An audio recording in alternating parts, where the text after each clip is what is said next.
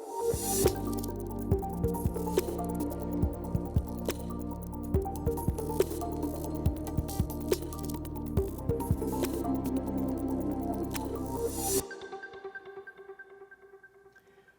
is 10 Questions. I'm Andy Johnson.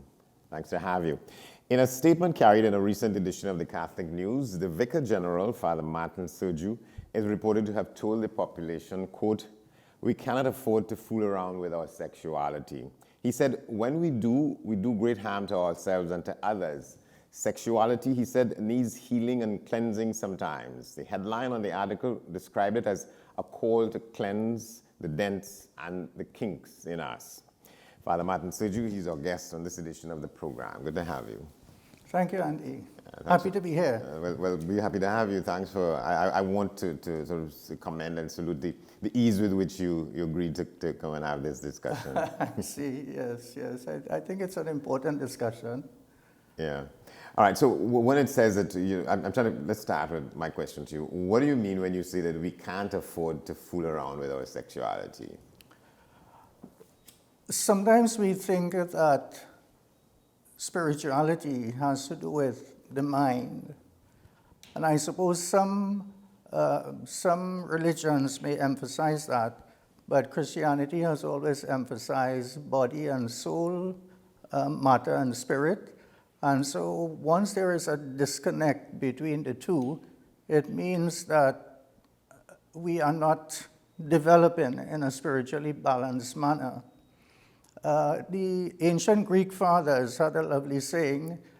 They said, what has not been assumed has not been saved.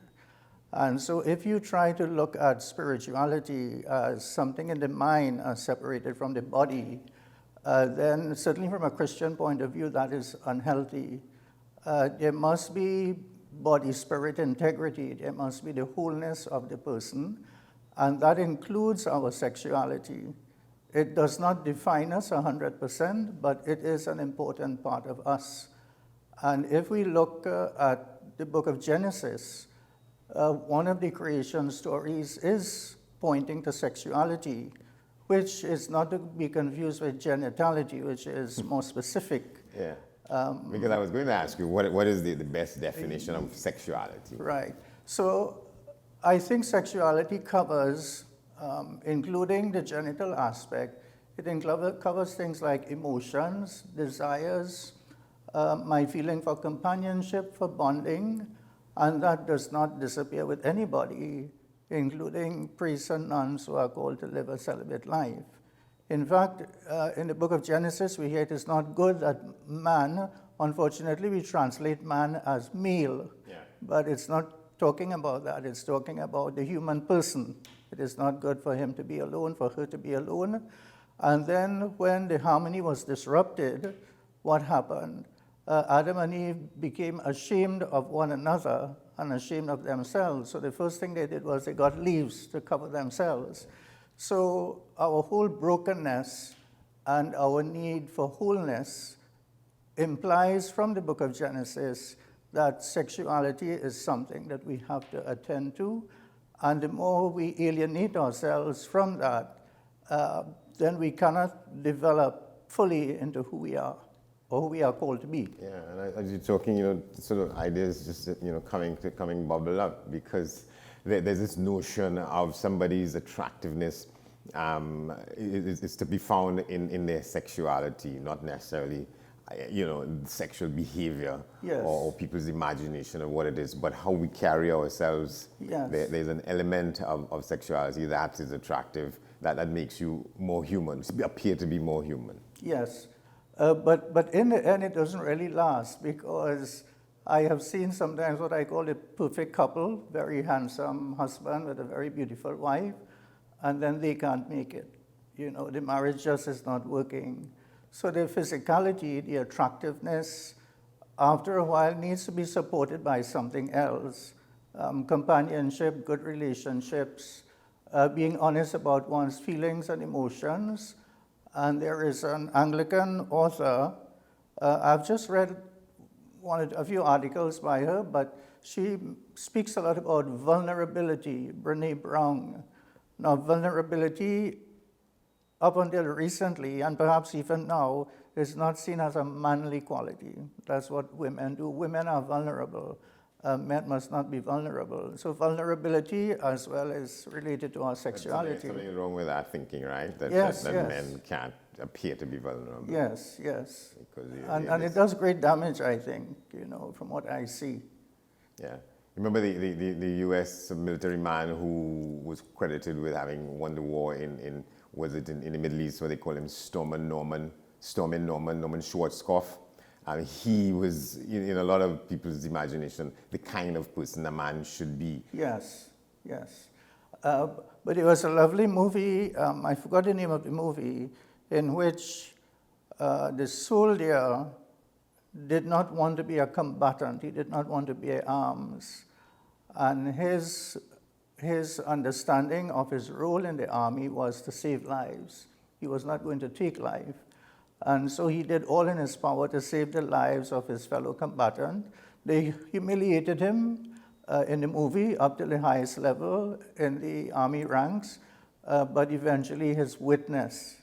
And so his friends who might have called him a coward and so on, his strength was in his desire and his commitment to save lives, because war by itself destroys too many lives. Yeah. So yes, there are qualities. And I must say, in my interaction with young people and young men, I've never been part of a big youth group, but I've been close to my older servers over the years, and they come in different shades, you see. Some might be more the alpha male type, as they call it, but some are really not like that, They have a strong character, but they may not be into this manly show-off, chauvinistic, and that, I think, is a false understanding of masculinity, even from the Bible's point of view, because if we look, Jesus is always, for us Christians, the final ethical standard, and we see him expressing deep emotions.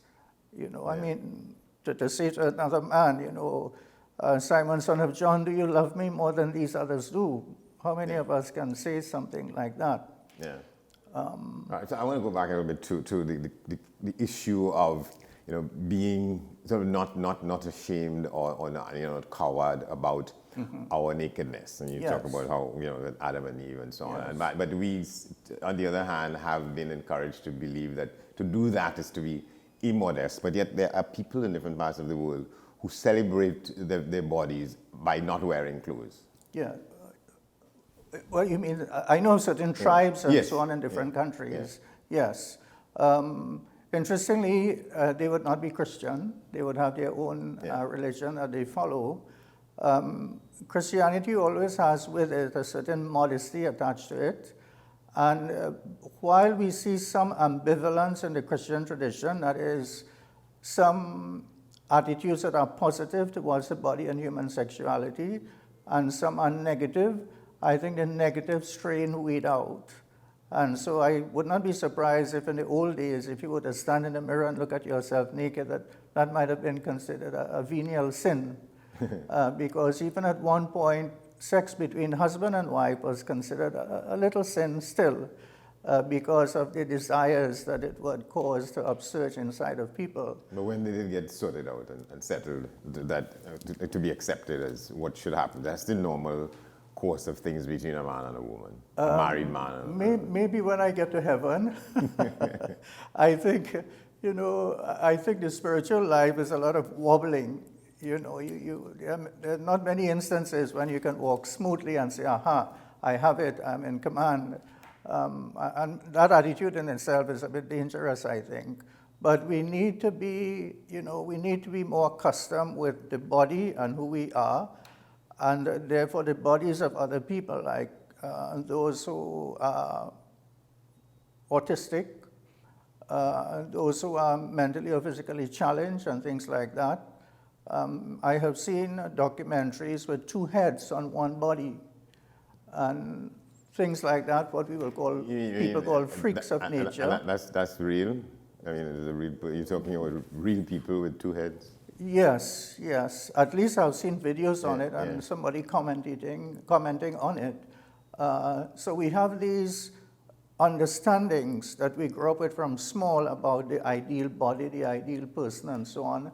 And a lot of it is fed, of course, from North America, and we just lap it up. Yeah. And that's unfortunate because we need to have a more critical mind and to understand that masculinity has a whole spectrum, just as femininity has a whole spectrum. Yeah, well, as you say that, I mean, well, there was a man in my village. I told you I'm from this village called Louis Bajo. There was a man that we called Two-Head Mac. His name was Mac Miller, but he had a huge, like a little bully on the back of here. Yes. So we called him Two-Head Mac for that. But that was just a big growth in the back there. Yes. So his hats used to come out like this. Yes. He didn't have nose and eyes and so on of its own. Mm-hmm. They were Siamese twins, so you have different types of Siamese twins. So you're not going to say, well, that's not human, that's a monster, you know. And some people may say that, you know, but, you know, once you are born into the world, you are a human being. You come as you, take you as you come. So let's get to this issue about the need for us to cleanse the dents and the kinks in us. Yes. What are the dents and the kinks? Things that we do not want to confront, things that we are afraid to confront. So Saint Teresa of Avila, in her spiritual classic, The Interior Castle, would speak about self-knowledge as being the most important room in the castle. And that must be distinguished from narcissism. Narcissism is a kind of delight over the self, but this looking into the self is grounded in honesty and truth, and to see what is there. Sometimes people are not aware of what is there, and sometimes when they are made aware of what is there, they don't want to look at it, because truth is not always hard to face. Yeah, it's not always easy to confront. Yes. So people may have desires inside of them that they are hiding because they feel that if I express this desire, who I like, who I'm attracted to, whom I feel bonded to, and things like that, they will be looked down upon. And when that is not dealt with, just like a medical condition, you know, if you don't attend to your sugar level, your blood pressure, you will be unhealthy. Well, so too, if you do not attend to the dents and the kinks, that means that you will be spiritually unhealthy.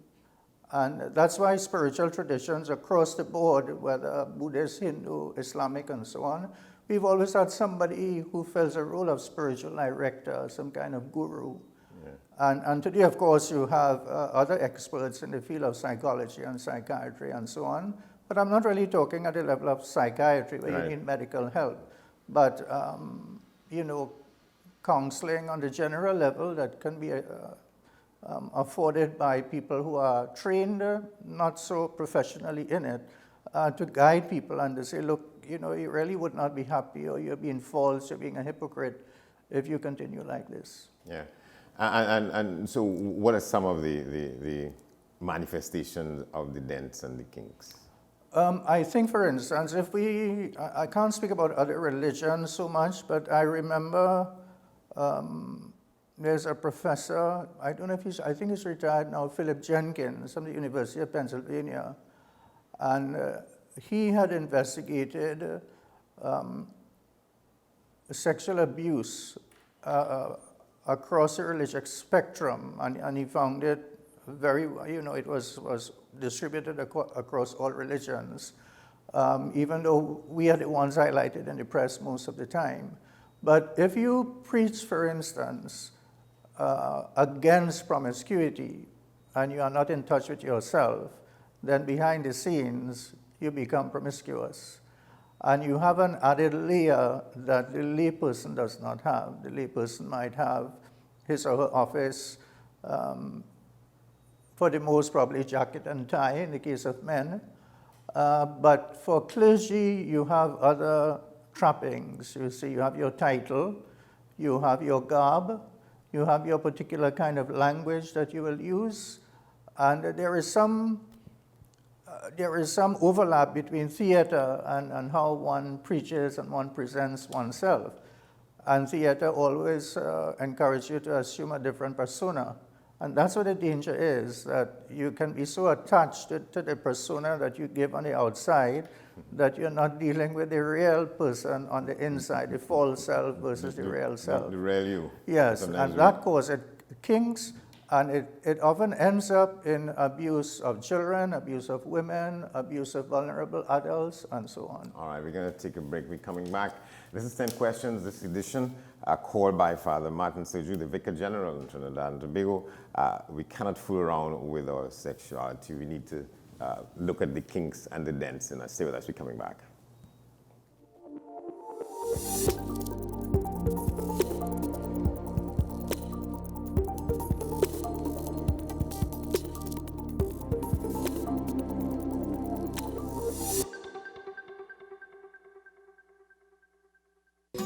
Take some time for yourself or spend some time with the family at Sandy Point Village Hotel.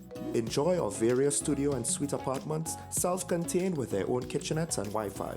We also have our famous 100-foot swimming pool and our beachfront restaurant, the Steak and Lobster Grill. And our location in Crown Point puts us near the center of activity from the nylon pool to the local nightlife.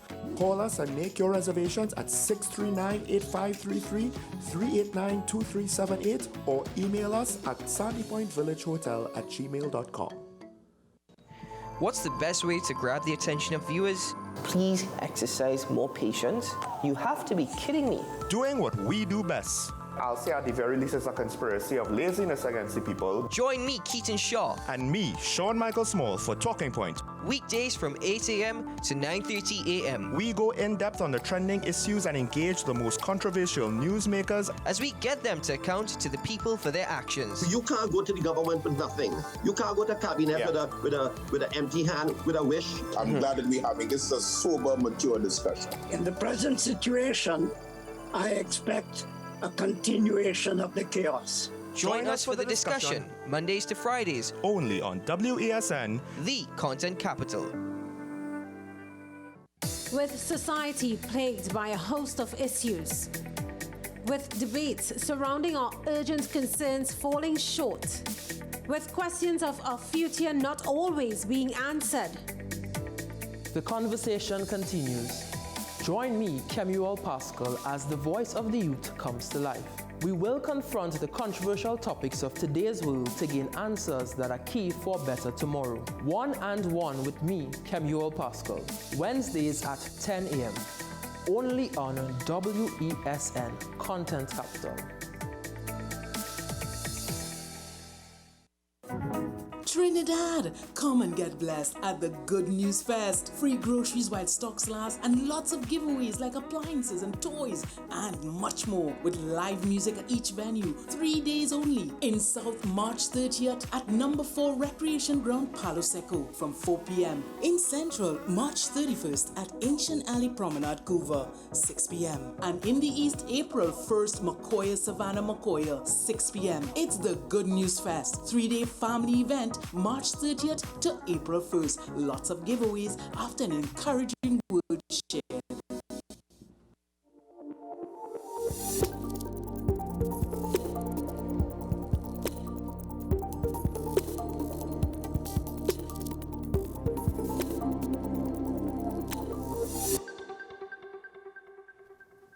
Welcome back to the program. This is 10 Questions. My guest, the Vicar General, Father Martin Sergiu.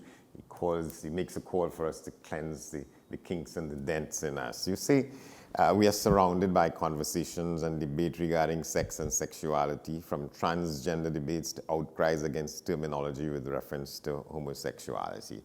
Let's unpack that a little bit. Yes.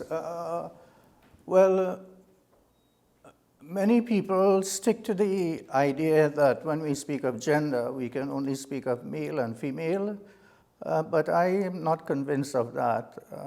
I understand and I agree with a biologist that if you look at a person, no matter, quite apart from his or her feelings, how he or she feels inside his body, genetically, they say there can only be male and female.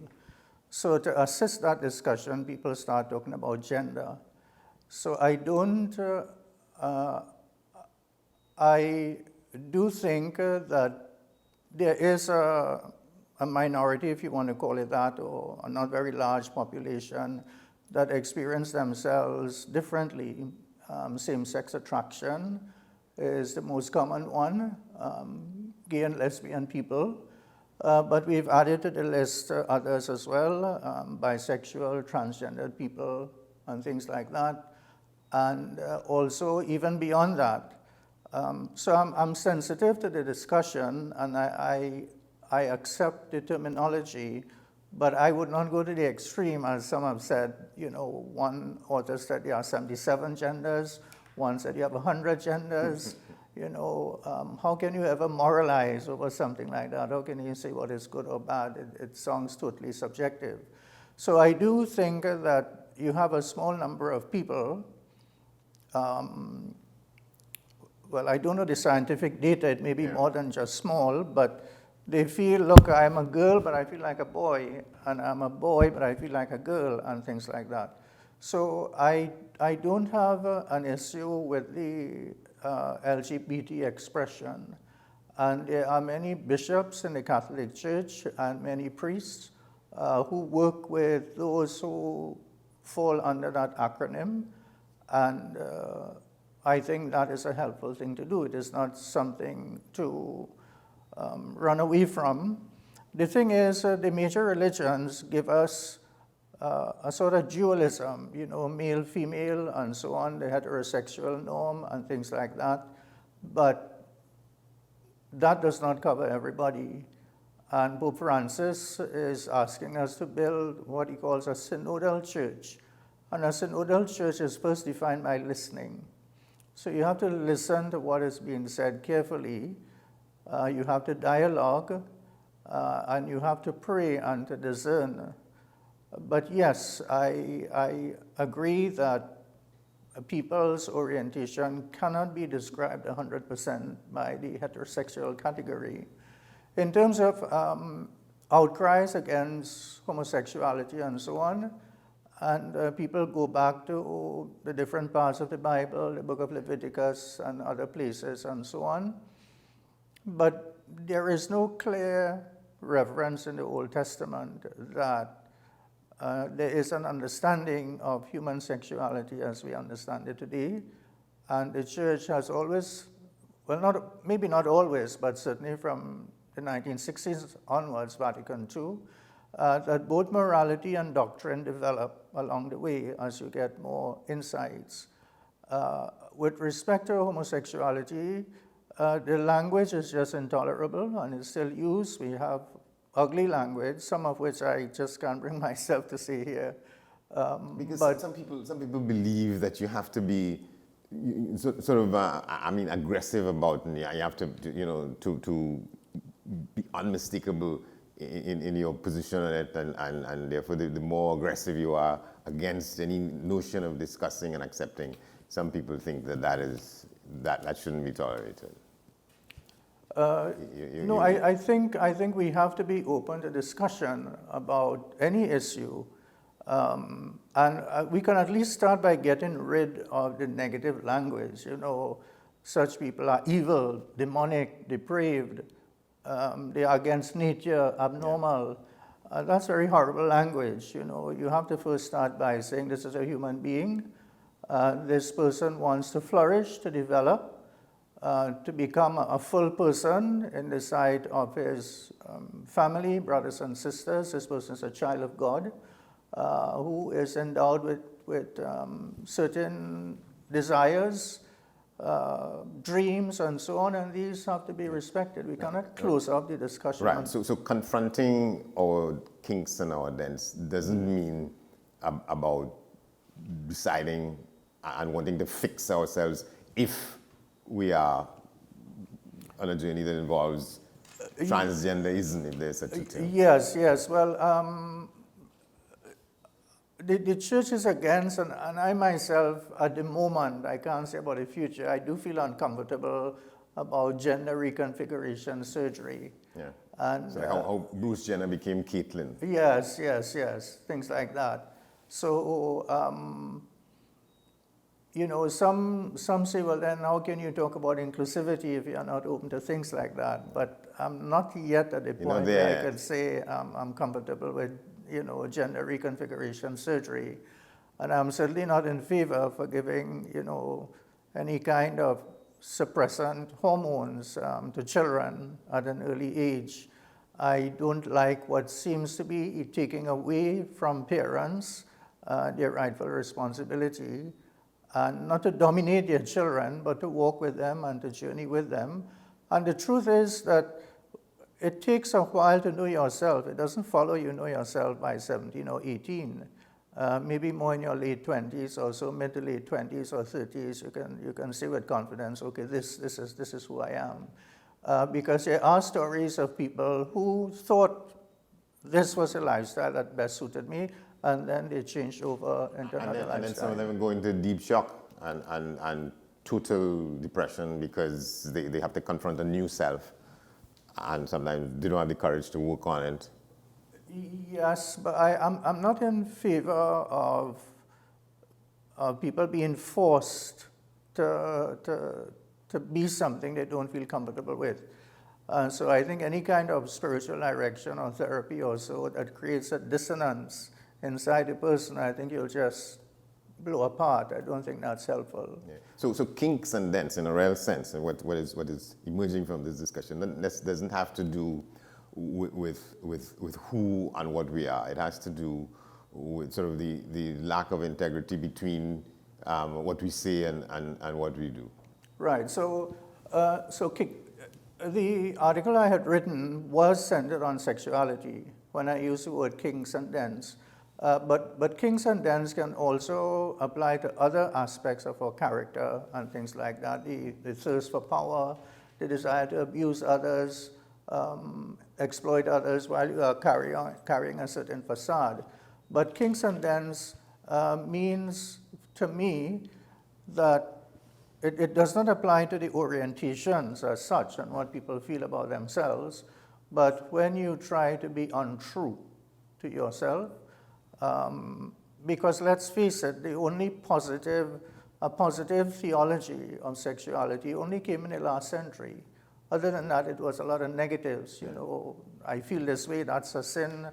I did this, that's a sin, and so on. So I do not want us to become unconscious of sin, but at the same time, I think if a person does not accept who he or she is, then the self is set against the self, and there is some kind of schizoid condition that is not helpful for anybody. Yeah, and there are many people who experience that, who live like that. Right, so and as you say, they end up in depression, suicide, loneliness, drugs, substance abuse, and things like that.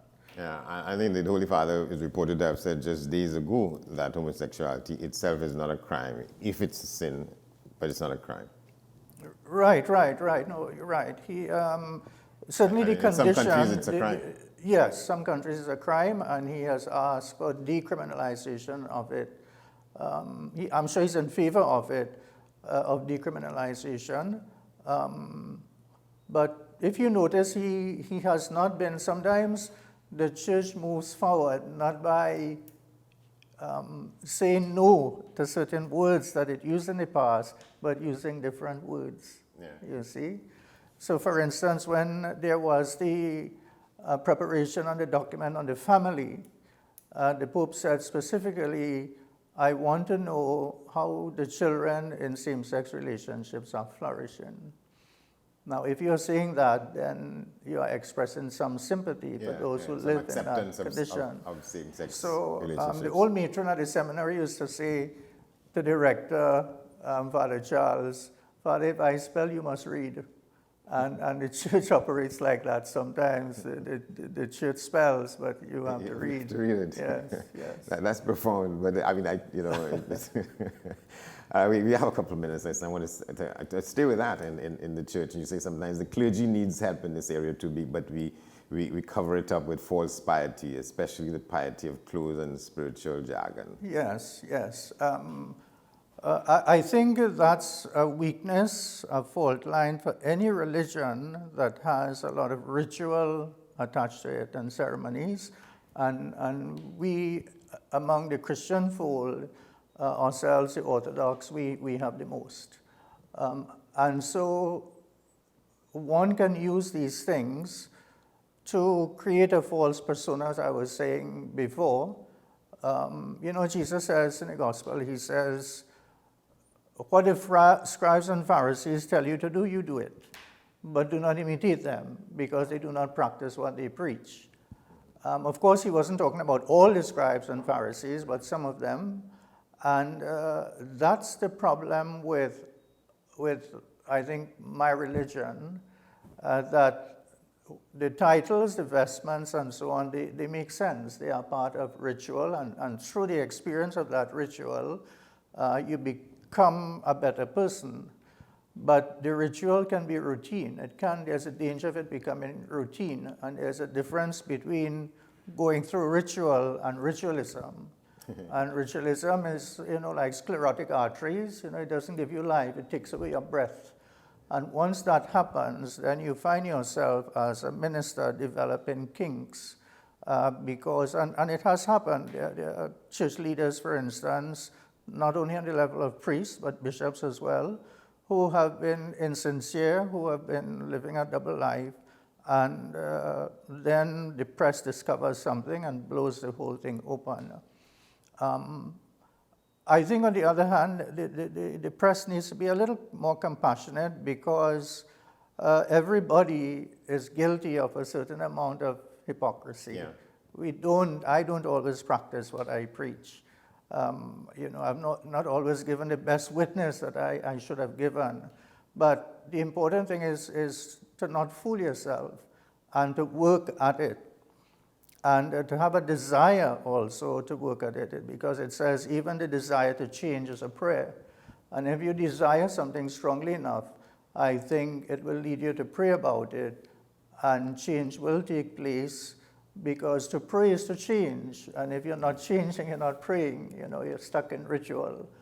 And I think if we are able to pray properly, body and soul, mind and spirit, and Christianity in its prayer, you know, we used to say prayer is a lifting up of the mind and heart to God. It's not 100%, it's insufficient. Prayer is also a lifting up of the mind, the heart, and the body to God. All right, we're going to have to leave it there. Thank you very much, Father Martin Sergiu, working on the kinks and the dents in us. This has been 10 Questions. I'm Andy Johnson. Thanks for watching. We see you next time.